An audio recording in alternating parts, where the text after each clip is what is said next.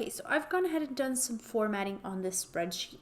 I've changed the color of all of the labels for each of the columns. So basically I selected the entire top row and I changed the color.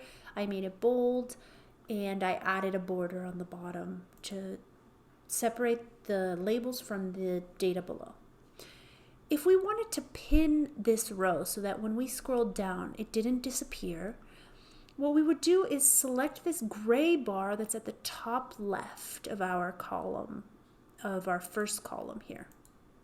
So we click on this gray bar and hold, and we see that the blue color extends all the way horizontally above our first row. So if we drag this blue bar down all the way to the bottom of our row, we can see that it highlights it.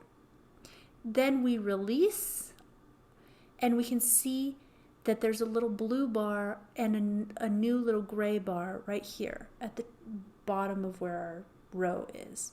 So now if we scroll, we can see that that top row stays where it is and the rest of our data moves with us.